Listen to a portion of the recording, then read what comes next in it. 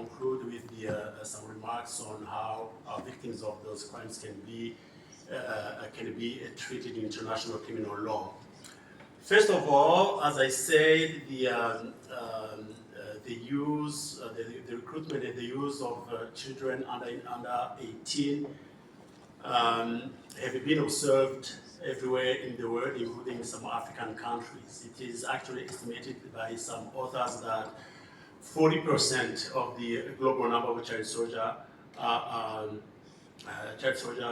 effective child soldiers are found in Africa.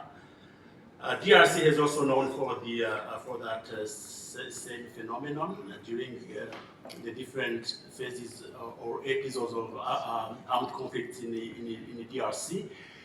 And in DRC, those child soldiers are known as the Kadogo. Kadogo literally meaning the small boys in Kiswahili.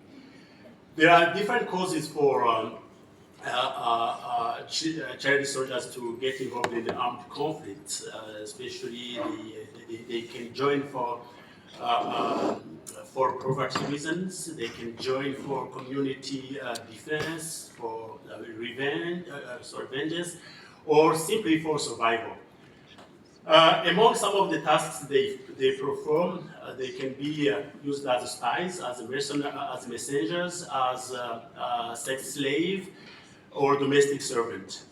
In international human rights law and international humanitarian law, children associated with armed conflict are protected and must be protected. Actually, with the International Convention on the Rights of the Child, the children under the age of 15 and also under the Rome Statute, those children are not supposed to be recruited or to be used as child soldiers in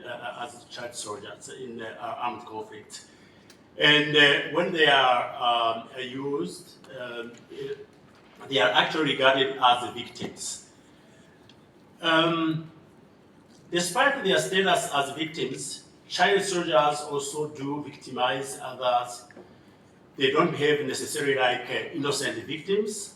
They kill, they maim, they can torture, they can commit pillage, they can also commit sexual assaults, and so on and so on. So basically, child soldiers can also commit international crimes.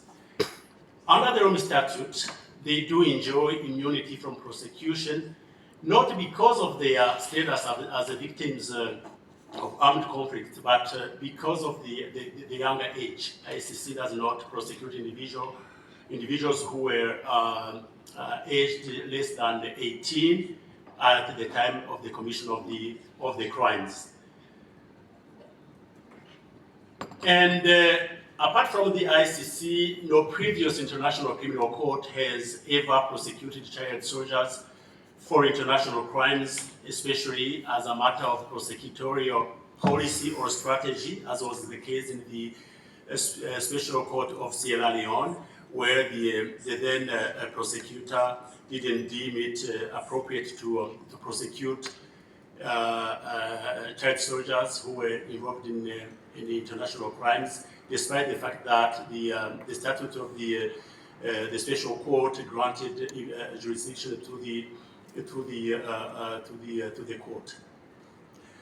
Under international criminal law, the use and the recruitment of child soldiers is an international crime, and many people have been prosecuted and convicted for that. For instance, Charles Taylor has been convicted by the Special Court for Sierra Leone, Thomas Lubanga, Dominique Ongwen by the ICC, and so on and so on. Prosecutions have also been carried out in the national courts, like in Rwanda, for instance, where it is estimated that around 5,000 of children have been detained for the involvement in the Tutsi genocide in 1992.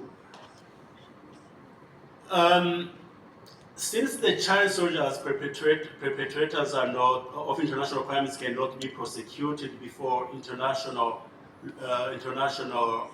court as it stands today, what then about the justice for the victims of their crimes?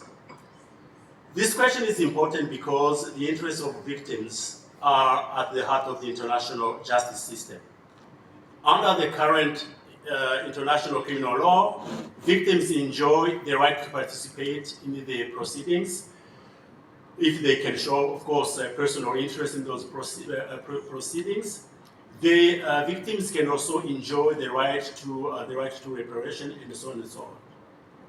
So, what about the victims of the child soldiers' crimes? Aren't they left out since the crimes committed by the child soldiers cannot be prosecuted at the international level?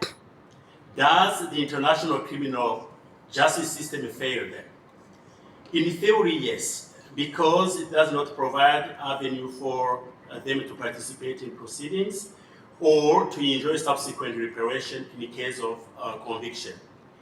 But there are two possibilities which are open, but not that much effective. First, the first one is, as I said, recruiters and users of child soldiers can be prosecuted, and when they are prosecuted as commanders or as superiors for the acts committed by child soldiers under their command or supervision, victims can enjoy then the rights I just alluded to.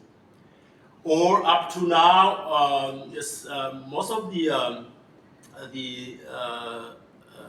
of the convictions, if I'm not mistaken, have most of the people have been prosecuted for the crime of recruiting and using the child soldiers in international law, child soldiers in the armed conflict have been prosecuted only for that particular crime, not as commanders and the superiors. The second avenue is that those victims can also get assistance from the trust fund for victims through their the assistance mandate of the said trust fund.